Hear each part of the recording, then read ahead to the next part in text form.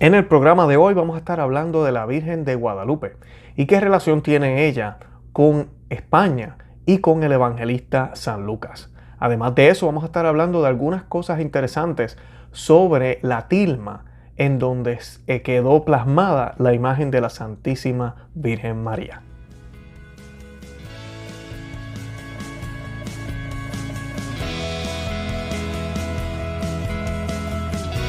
Bienvenidos a Conoce, Ama y Vive tu Fe. Este es el programa donde compartimos el Evangelio y profundizamos en las bellezas y riquezas de nuestra fe católica.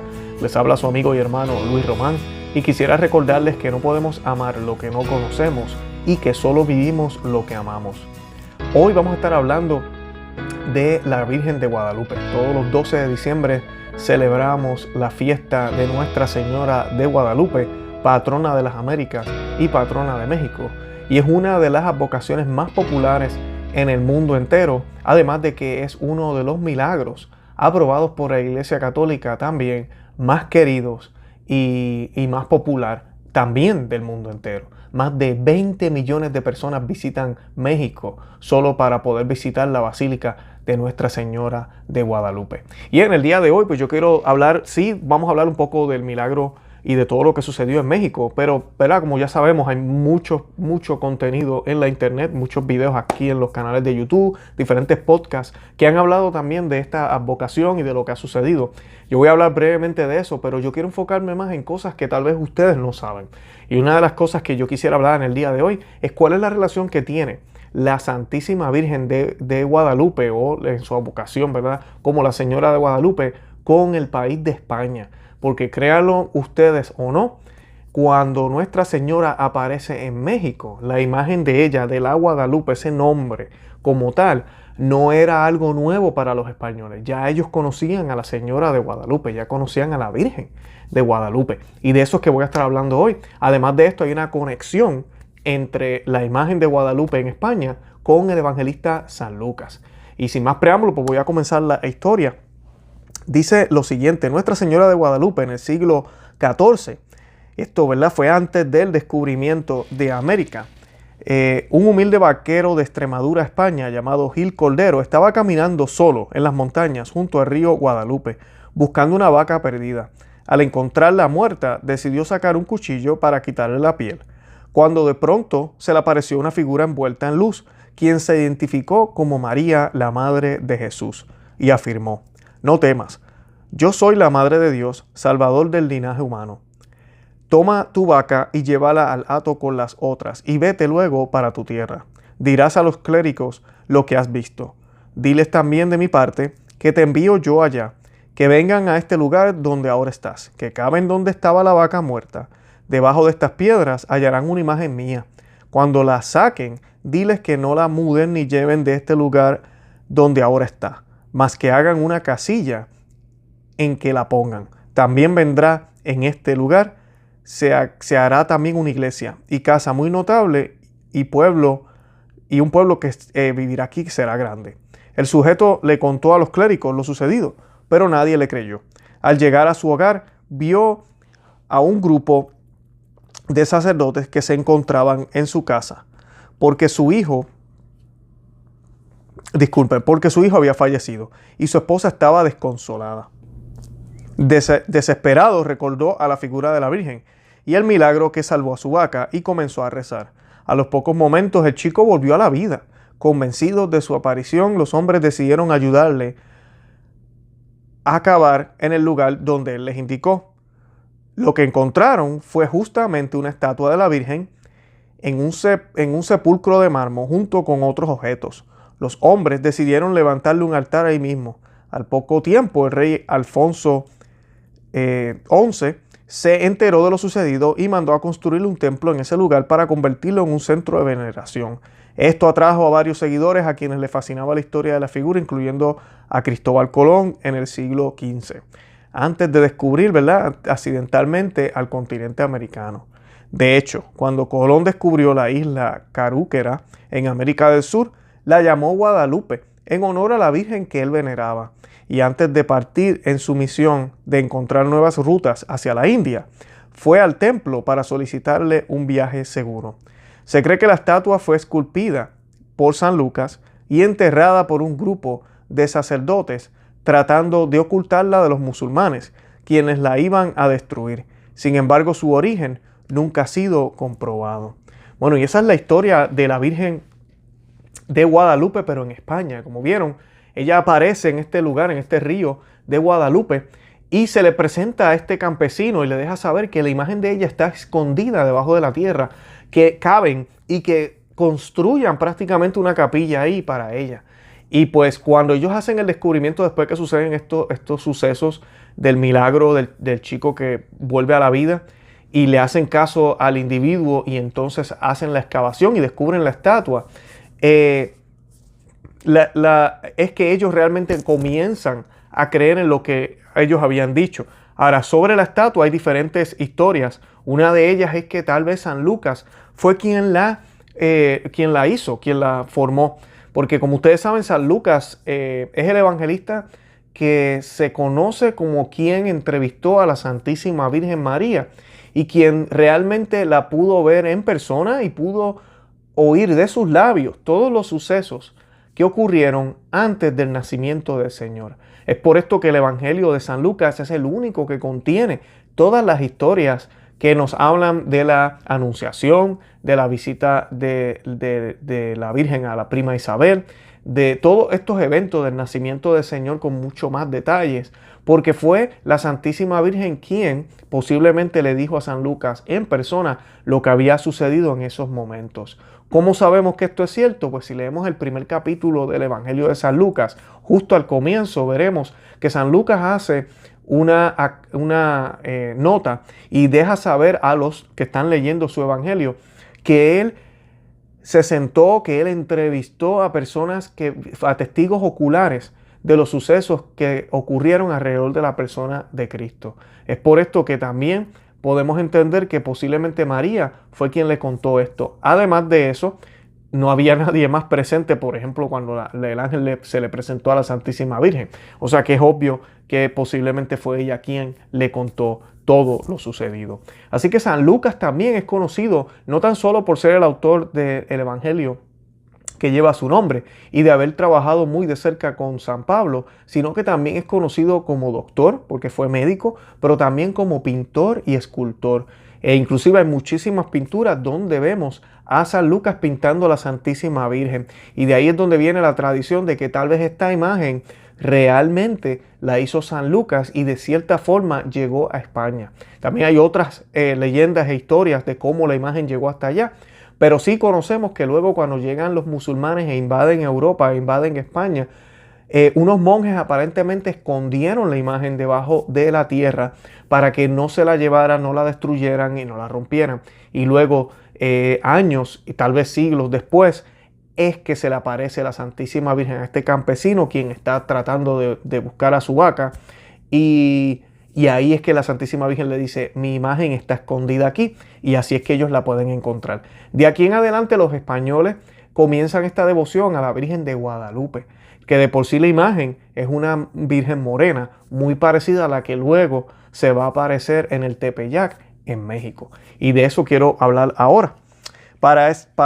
En el 1531, a principios de diciembre, un indio llamado Juan Diego iba muy de madrugada del pueblo en que residía a la Ciudad de México a asistir a sus clases de catecismo y a oír la Santa Misa. Al llegar junto al cerro llamado Tepeyac, amanecía y escuchó una voz que lo llamaba por su nombre.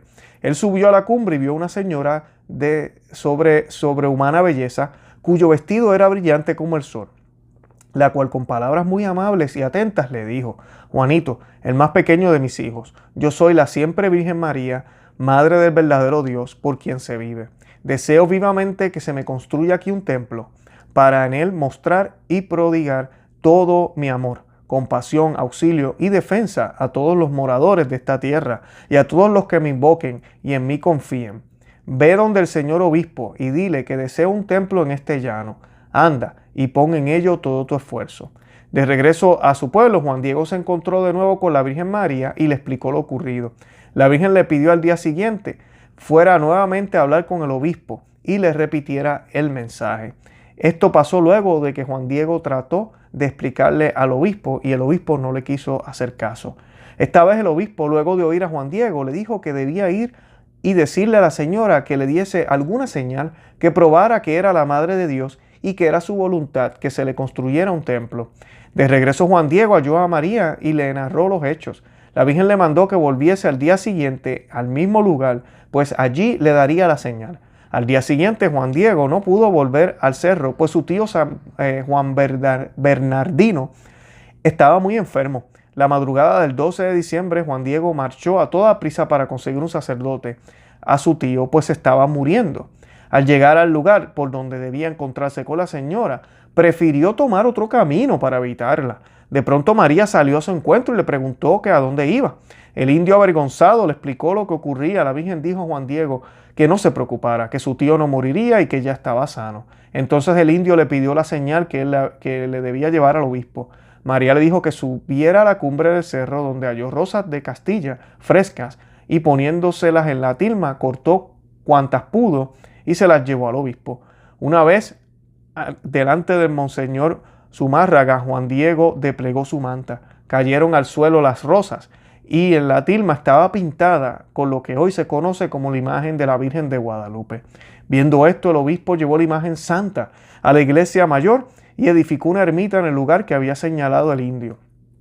Siglos más tarde, Pío X la proclamó como patrona de toda la América Latina, Pío XI de todas las Américas, Pío XII la llamó emperatriz de las Américas y Juan XXIII la misionera celeste del Nuevo Mundo y la madre de las Américas. La imagen de la Virgen de Guadalupe se venera en México con grandísima devoción y los milagros obtenidos por los que se rezan a la Virgen de Guadalupe son extraordinarios. Bueno, y el primer milagro sabemos que fueron millones, se estiman que fueron entre 7 a 10 millones de indígenas que se convirtieron así de la noche a la mañana al cristianismo, a creer por Cristo. ¿Qué más milagro que ese, no?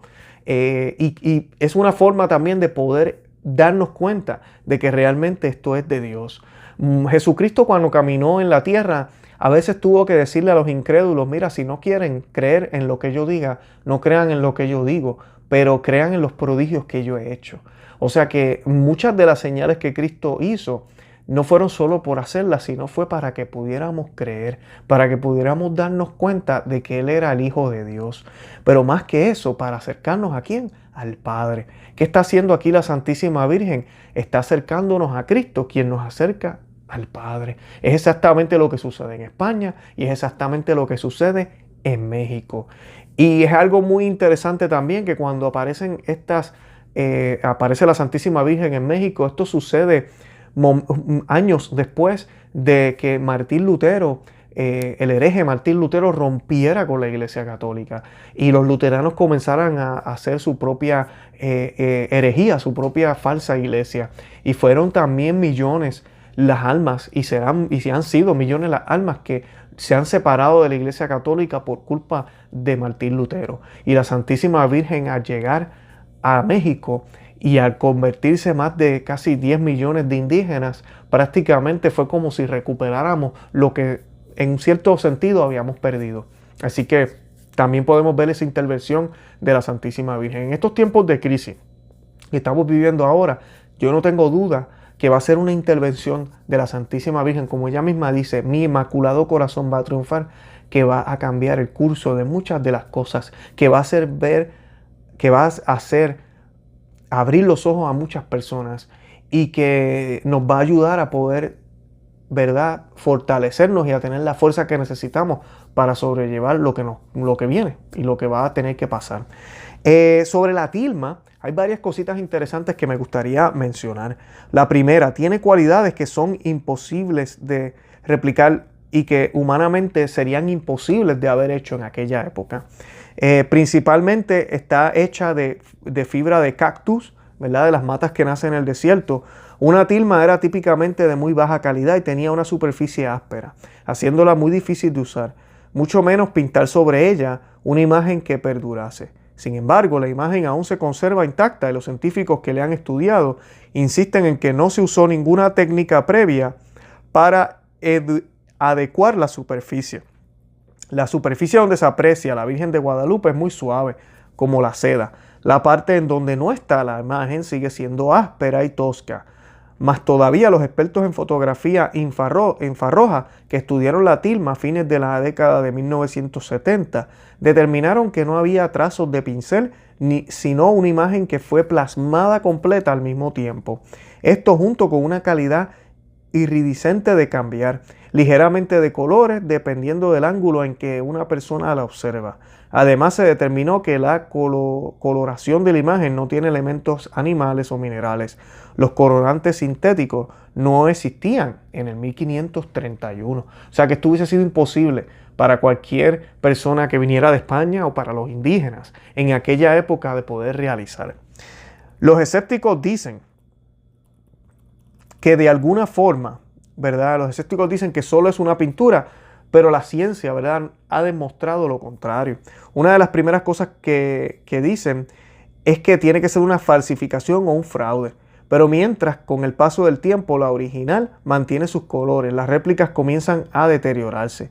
Miguel Cabrera, artista del siglo XVIII, que hizo 3 de las copias más conocidas de la imagen de la Santísima Virgen de Guadalupe para el arzobispo, el papa y otras futuras réplicas, escribió una vez sobre la dificultad de recrear la imagen, incluso sobre las mejores superficies, y eso es asombroso.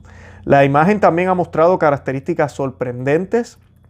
Cuando el doctor Carlos Fernández Castillo, médico mexicano, examinó la tilma, encontró una flor de 4 pétalos sobre el vientre de María. Los aztecas llamaban a la flor Nahui Ollin y era el símbolo del sol y de la plenitud. Después de más exámenes, Fernando de Castillo concluyó que las dimensiones del cuerpo de Nuestra Señora en la imagen eran los de una madre por dar a luz pronto. El 12 de diciembre, como sabemos ya, está muy cerca de la fecha de Navidad. Finalmente, una de las atribuciones más comunes y descubrimientos reportados es el de los ojos de la Virgen en la imagen. El doctor José Tosman, un oftalmólogo peruano, estudió los ojos de la imagen de la Virgen con una magnificación de 2500 veces. O sea que utilizó, como diríamos, la tecnología de microscopio, trató de agrandar más de 2500 veces esa imagen de los ojos y fue capaz de identificar hasta 13 individuos en ambos ojos en diferentes proporciones, así como el ojo humano reflejaría una imagen. Parecía ser una captura del momento exacto en el que Juan Diego desplegó la tilma ante el fray Juan de Zumárraga. Esto sí es sorprendente, es como si, usted sabe, cuando usted está observando a alguien o cuando usted observa a alguien, mire los ojos y usted se ve reflejado, es como si el reflejo de los que estaban viendo la imagen hubiesen estado plasmados en los ojos de la imagen de la Virgen en la tilma y quedaron fotografiados prácticamente.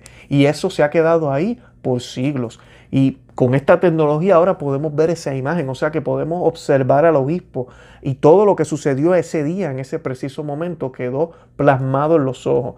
En el 1531, y yo creo que ni siquiera ahora existe ese tipo de tecnología. Así que esto sí que es inexplicable. Parece ser prácticamente indestructible. 2 eventos distintos han amenazado la tilma a través de los siglos. Uno de ellos ocurrió en el 1785 y el otro en 1921.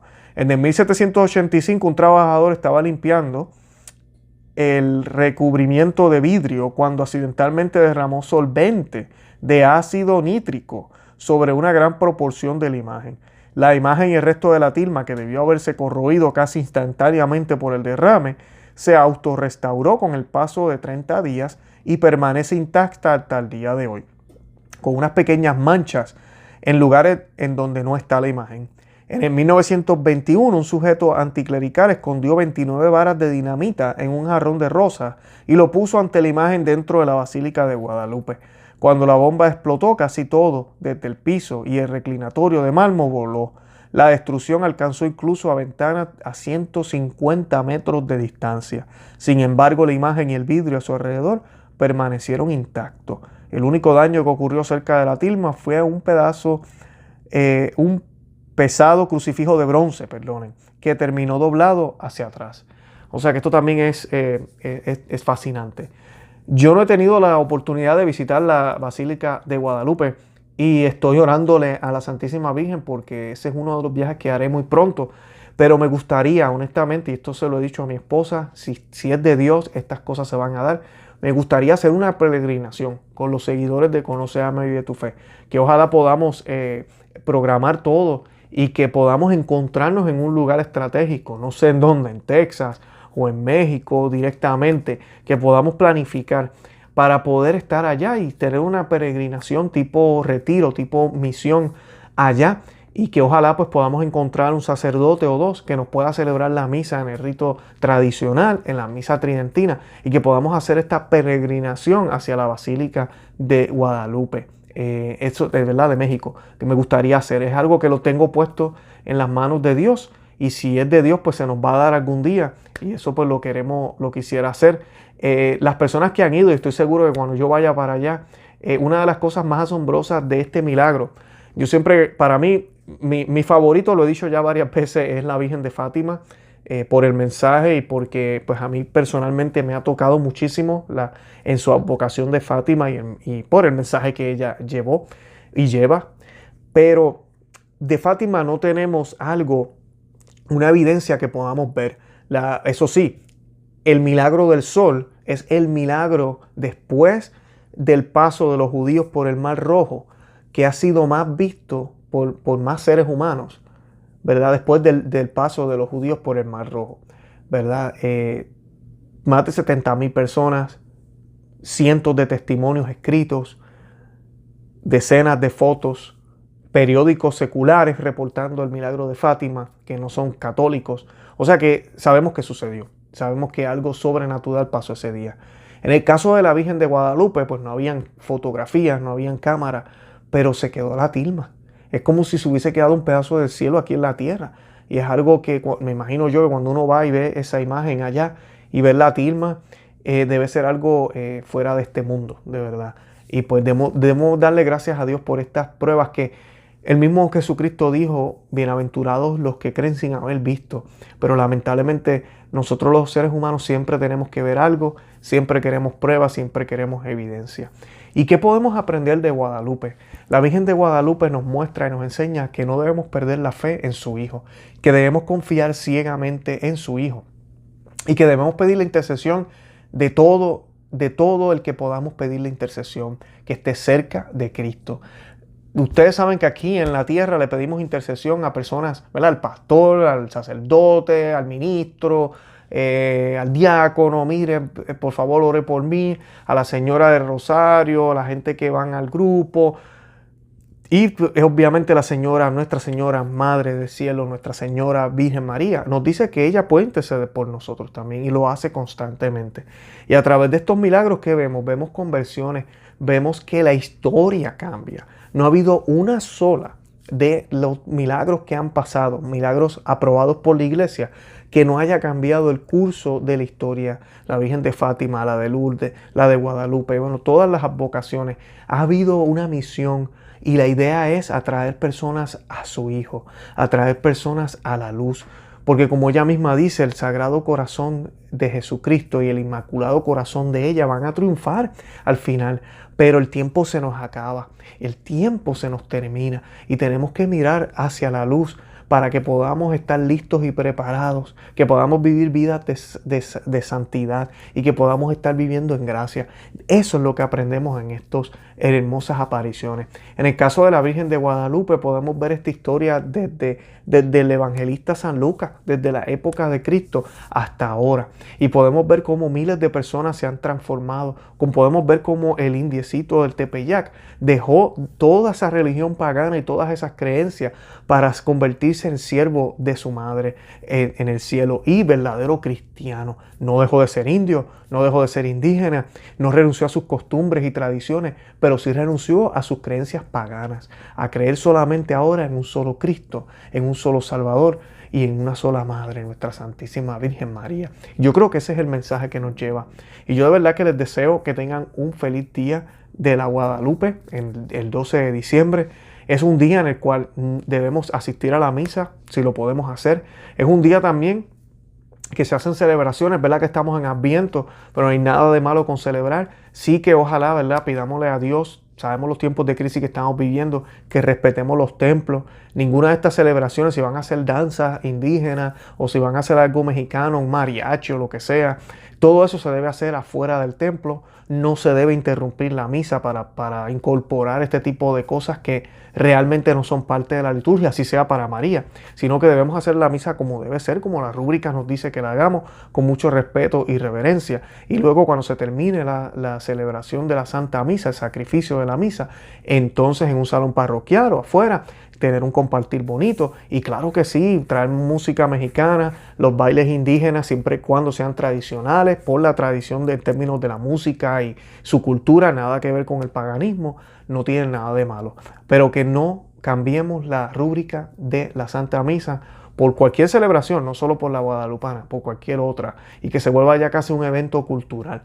Y ya no es la Santa Misa como debe ser. Así que tengamos, ¿verdad? Pidámosles a Dios que eso no suceda, y si sucede, con mucho amor y cariño hablemos con el sacerdote y que entienda que hay otras formas de poder hacer este tipo de actividad sin tener que interrumpir lo que realmente es sagrado y no se debe interrumpir.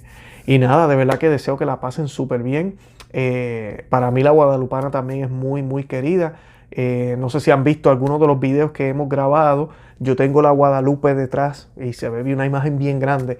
Eso es en mi casa, eso no es en una iglesia o algo así. O sea que nosotros somos muy devotos de la Guadalupe también. Y de verdad que la Virgen ha cambiado mi vida. Se los he dicho ya muchísimas veces. La Santísima Virgen a mí me ha acercado a Cristo de una manera increíble. Si yo amo al Señor y conozco a Cristo es porque la Santísima Virgen me ha llevado de la mano. Nunca olviden que de los 12 apóstoles, todos salieron corriendo, todos. Ninguno quería estar al lado cuando Jesucristo fue arrestado y mucho menos cuando fue crucificado. Pero había un apóstol al pie de la cruz y era San Juan el apóstol, el más joven. Yo diría que él debería ser el más cobarde también. Pero él andaba con María, andaba con la Santísima Virgen María. Y gracias a eso, él pudo estar al pie de la cruz. ¿Saben qué pasó? Salió ganando, porque el Señor se la dio como madre ahí al pie de la cruz. Nos la da a nosotros también, siempre y cuando vayamos hacia Él, vayamos caminando el camino de la cruz que Él nos pide que caminemos. Bueno, los invito a que visiten nuestro blog conoceamavivetufe.com, que se suscriban al canal aquí en YouTube, que nos busquen en cualquiera de las aplicaciones de podcast y que nos sigan por Facebook, Instagram y Twitter. De verdad que los amo en el amor de Cristo. Compartan el video, déjenle saber a otros que existimos, denle me gusta y nada, Santa María, ora pro nobis.